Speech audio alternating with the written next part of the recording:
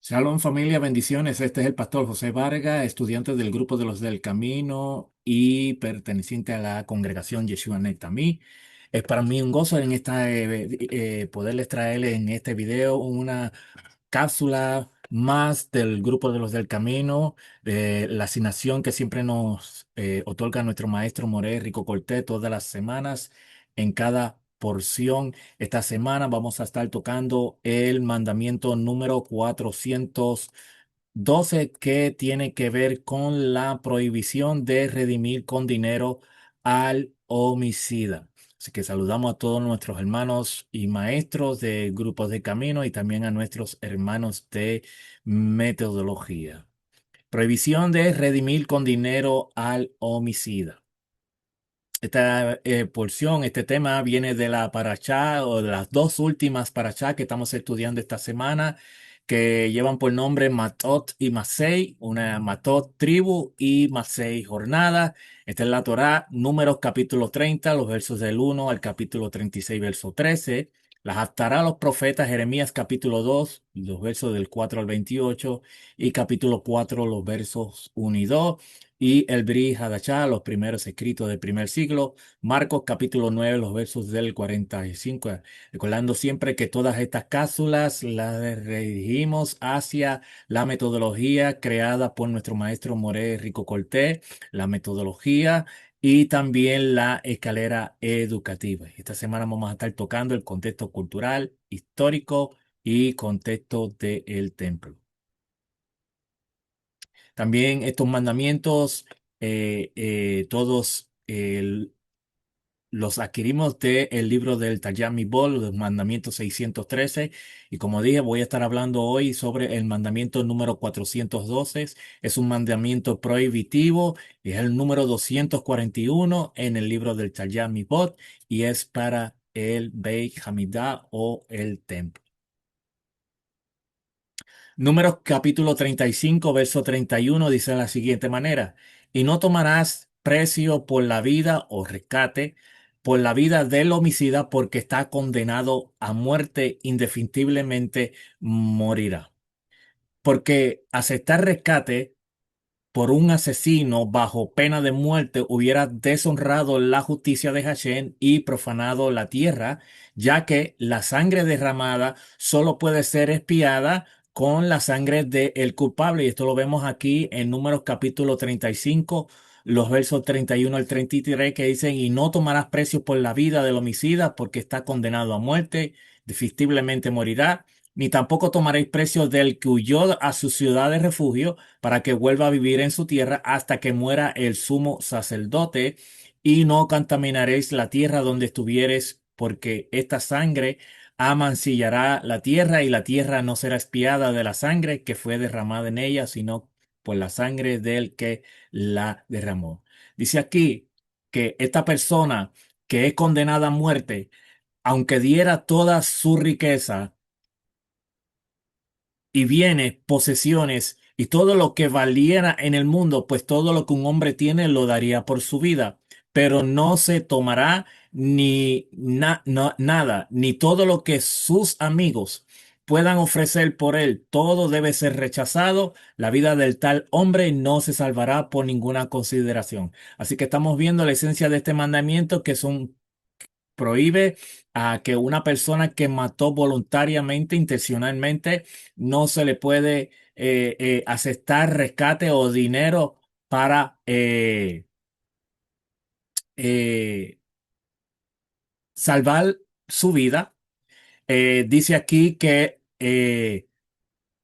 aunque diera todas sus riquezas, sus bienes, posesiones y todo lo que él poseyera, nada de esto se debía aceptar para que esta persona salvara su vida de condenación. Ahora, ¿qué significa culpable de muerte?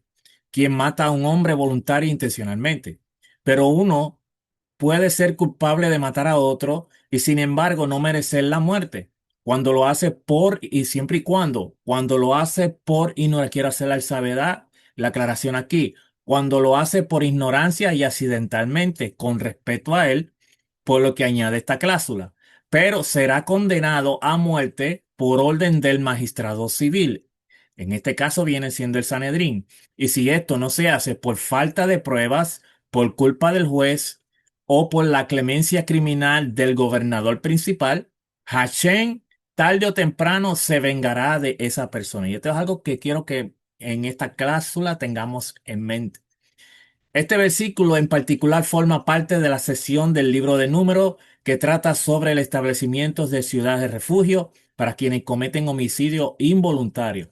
Los versículos anteriores describen las normas para las ciudades de refugio y los procedimientos legales para determinar si se le debe conceder refugio a alguien, en este caso a la persona que mató eh, eh, por ignorancia o accidentalmente. El versículo en cuestión de Números 35-31, que es el mandamiento que estamos tocando, aborda las consecuencias del asesinato intencional y enfatiza la gravedad de este delito ante los ojos de Hashem. En el contexto cultural e histórico de Antiguo Medio Oriente, vemos que entonces en muchas culturas, como la mesopotámica o la hitita, era común que los crímenes, incluso homicidios, pudieran ser redimidos o perdonados mediante compensaciones monetarias llamados diyah en el mundo semítico posterior. El crimen no siempre era tratado como un atentado contra el orden público, sino como un agravio personal o familiar que podía resolverse con pago. Entonces, ahora viene la Torá y rompe con esta lógica, porque aquí en Números capítulo 35 se establece que la vida humana es sagrada y no puede ser comprada. Cuando alguien ha asesinado con intención, como lo que estamos hablando en este mandamiento, su vida no puede ser redimida ni negociada con dinero. El mandamiento está siendo claro y lo vimos aquí, que aunque tenga posesiones, aunque tenga de todo, su vida fue condenada a muerte y no se puede aceptar nada de lo que esta persona o un amigo trate de ofrecer para que salvar, rescatar a esta persona. Dice, esta es una forma de afirmar que la justicia es absoluta y no relativa a la riqueza del agresor. La vida pertenece a Hashem, no a los hombres. El asesino debe morir para que la tierra sea expiada. Cuando vamos al tratamiento en el templo y la ley de refugio, en los días del Beit Hamikdash, el templo en Jerusalén, más luego, las ciudades de refugio, Arem Miklat, funcionaban como lugares donde un homicida involuntario podía huir y permanecer protegido. Pero un asesino intencional, está haciendo la aclaración, no tenía ese derecho porque estaba condenado a muerte. El Sanedrín investigaba el caso, en este caso era el Sanedrín de 23 miembros. Determinaba si el asesinato fue con intención, mesid, o sin ella, shoget. Si era culpable, era juzgado y ejecutado por el tribunal del Sanedrín, según la halajá. No se aceptaba soborno, ni siquiera de grandes sumas. Esto garantizaba la pureza de la tierra y del Mishkan, luego más tarde el templo, como dice el versículo, y no contaminarán la tierra donde están, porque la sangre contamina la tierra y la tierra no puede ser expiada por la sangre de que se derramó en ella, o sea, del que mataron o asesinaron, sino con la sangre del que la derramó. En este caso viene siendo la persona que está siendo acusada por cometer un delito con intención y voluntariamente. Es algo que quiero que tengan en cuenta en este mandamiento. Las ciudades levíticas y ciudades de refugio. Aquí está todas las citas bíblicas: Éxodo capítulo 21, los versos 2 y 13, Números 35, 6, 34, Deuteronomios capítulo 4, versos 41 al 43, Deuteronomio 19 del 1 al 13 y Josué capítulo 20 de los versos del 1 al 8. Este comentario que voy a leer es de la The Baker Illustrated Bible Background Commentary. Ciudades levitas y asilo para homicidas involuntarios. Designen ciudades de refugio para ustedes para que una persona que mate a alguien involuntariamente pueda huir allí. Número 3511. Os señalaréis ciudades, ciudades de refugio tendréis, donde huya el homicida que hiriere a alguno de muerte sin intención. El asesinato intencional, necesariamente, como vemos que estamos hablando en este mandamiento, incurre en muerte. Pero a una persona que comete homicidio culposo accidental se le debe dar protección contra la pena de muerte, especialmente de la administrada por un familiar de la persona asesinada. No hay evidencia directa de ciudades refugio como en otras sociedades antiguas del cercano oriente, pero sí aparecen penas menores por homicidio culposo accidental en las leyes hititas. El derramamiento de sangre contamina la tierra. Número 3533. Ya lo leímos. Una oración del rey hitita Mursili II reconoció que el asesinato de Tujaliyah durante el reinado de su padre afectó a toda la tierra de los hititas, provocando que sufriera una plaga devastadora. Números capítulo 14, versos 12 y 13. Yo los heriré de mortandad y los destruiré, y a ti te pondré sobre gente más grande y más fuerte que ellos. Pero Moisés respondió a Hashem, lo oirán luego los egipcios, porque de en medio de ellos sacaste a este pueblo con poder. Pero quiero que tengan esto en mente. Esta es una foto tomé de del muro de la hermana Moral Lisa Velázquez sobre las ciudades de los levitas, eh, eh, y también eh, en el libro de Josué capítulo 21 donde estaban ubicadas en su geografía. La vida de un asesino no puede ser rescatada. Además, no tomará rescate por la vida de un asesino culpable de muerte, sino que será condenado a muerte. Tampoco tomará rescate por quien haya huido a su ciudad de refugio. Para que pueda volver a morar en la tierra, pues, en tu caso, con su familia, antes de la muerte del el sacerdote. Hay otros hermanos, maestros del grupo de los del camino que estará tocando sobre el vengador. Dice, no tomará rescate por la vida de un asesino. Si alguien era culpable de asesinato, no podía hacer una restitución monetaria en lugar de su vida. El principio de Génesis 9:6 dice que derrame sangre de hombre, por el hombre de su sangre será derramada, porque a imagen de Elohim él lo hizo. Otras leyes antiguas del cercano oriente permitían la compensación, es decir, el pago de un rescate en lugar de la pena de muerte. Sin embargo, esta ley insiste en que no es posible la compensación monetaria. Y eso ya lo vimos al principio. No tomará rescate por quien haya huido a su ciudad de refugio. Esto refleja un principio importante. Es decir, que el dinero no puede reemplazar la justicia.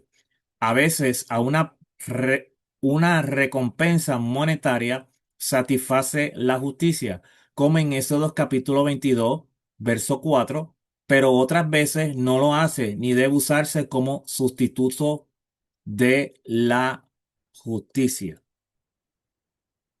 Números 35, los versos 33 y 34, la urgencia de llevar a los asesinos ante la justicia. Así que no contaminará la tierra donde están, porque la sangre contamina la tierra, y no se puede hacer expiación por la tierra por la sangre que derrama en ella, excepto con la sangre del que la derramó. Por lo tanto, no contamine la tierra que habita en medio de la cual yo habito, porque el Señor habito entre los hijos de Israel. Y esto es algo que quiero que tengan en cuenta. Por la razón por qué Hashem está diciendo en el verso 33 del número que no contaminares la tierra porque la sangre contamina la tierra y la tierra no puede ser expiada por la sangre derramada en ella, o sea, en este caso de una persona inocente, que sino por la sangre de que la derramó. La razón es porque vimos que, número uno, la tierra es de Hashem, como lo dice en Levíticos capítulo 25, el verso 23.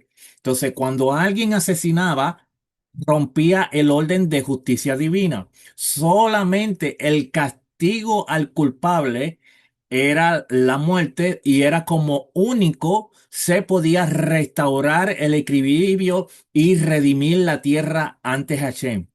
La razón es porque sin justicia la tierra clama y queda manchada, como vimos o como hemos leído al principio en Génesis capítulo 4:10, donde la sangre de Abel clamaba por justicia. Entonces, este mandamiento es una prohibición negativa y se aplica específicamente a un homicida que ha matado intencionalmente y ha sido declarado culpable tras el juicio del Beit Din. Entonces, nuestros sabios nos explican que la justicia tampoco no puede ser negociable porque el asesinato intencional sabemos que es un crimen tan grave que no puede ser expiado con dinero, como estábamos hablando al principio, porque aceptar dinero a cambio de la vida de un asesino sería una corrupción de la justicia divina porque la vida de un ser humano no tiene precio. Otra cosa era proteger la santidad de la tierra.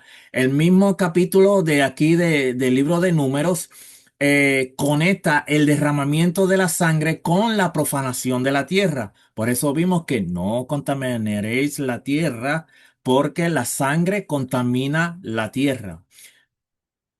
Permitir que un asesino quede impune mediante pago económico provocaría que la presencia divina se alejara de Israel. Recuerde que el verso 33 estamos leyendo de que Hashem habita en medio del pueblo de Israel, pero si una persona que cometía un crimen se quedaba sin justicia, la tierra quedaba manchada y provocaba que la presencia de Hashem se alejara. Entonces, en la implicación ética y social, si se permitiera que el asesino redimiera su vida con dinero, se establecería un precedente peligroso en la sociedad, un precedente peligroso en la sociedad. ¿Por qué? Porque luego los ricos podrían cometer crímenes y pagar su libertad, mientras que los pobres no tendrían esa opción. Y vemos entonces que la sentencia era ejecutada por el Sanedrín. Si, el tribunal humano solo vemos que esta persona, si el tribunal fallaba por las pruebas o el gobernador, dice que luego Hashem, tarde o temprano, eh, eh, eh, como decimos, rendirá cuenta con esta persona que asesinó intencionalmente, porque el tribunal humano solo ejecuta la sentencia que ya ha sido establecida por la Torá, como el homicidio merece la pena de muerte, no hay lugar para negociaciones humanas. Entonces, vemos aquí que podemos resumir este mandamiento que el homicidio intencional es tan grave que la Torá ordena explícitamente que no se acepte ningún tipo de rescate. El asesino debe recibir pena adecuada según la ley divina y este mandamiento lo que hace es proteger la integridad de la justicia y la santidad del pueblo y la tierra. Así que vamos a seguir hacia adelante.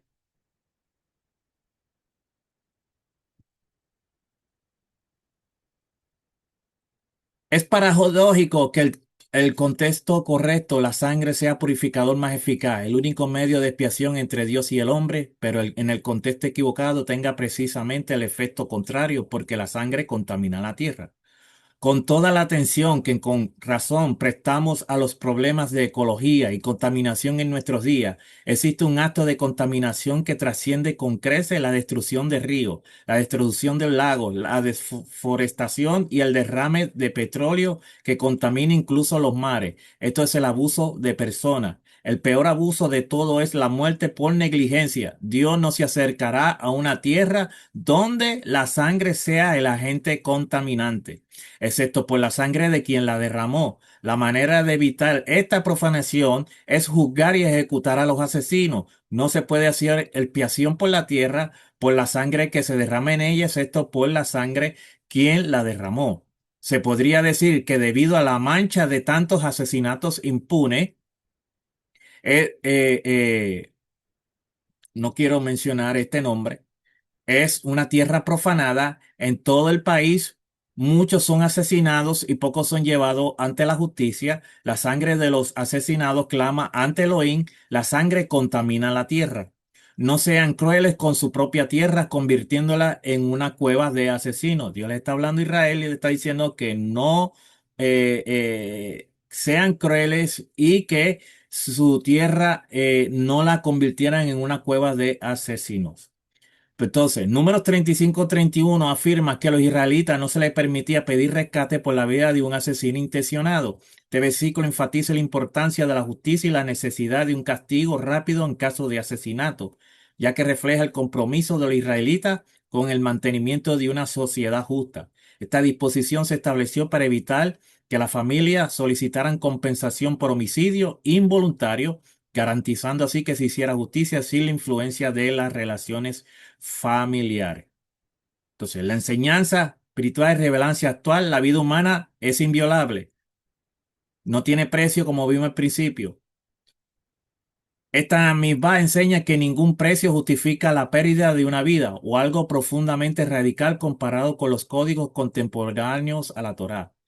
Justicia, no corrupción. El mensaje es que la justicia no puede estar sujeta a intereses económicos o sociales, como vimos al principio. En la época actual, aunque hoy no hay Sanedrín, la enseñanza sigue vigente. La vida no es negociable. Este mandamiento se interpreta como una advertencia contra sistemas judiciales corruptos. Así que vimos que en este mandamiento, que tanto la persona que mataba a una persona era condenado a muerte y la persona que mataba intencional, no intencional, tenía el derecho de ir a una ciudad de refugio, no podía salir de allí hasta que el Cohen Gadol, el sumo sacerdote, muriera. Tampoco podía ser recompensado con dinero. Así que tampoco la justicia no se podía permitir. Dios tampoco no podía morar en una tierra donde había sangre inocente pidiendo justicia, porque la tierra como único podía ser espiada no por la sangre del que se derramó, sino por la sangre del que derramó del que la derramó. Así que espero que este mandamiento sea de gran bendición, recordando de suscribirse a Tesoros del Templo, descargar la aplicación del app del Segundo Templo, y gracias como siempre a nuestro maestro Morel Rico Cortés por esta asignación que nos concede semanalmente y en estos estudios de la Torah. Y como siempre, cuando terminamos un Sefer, decimos, Hasá, Hasá, vení Hasé, seamos fuertes, seamos fortalecidos. Así que bendiciones, shalom y será hasta la próxima.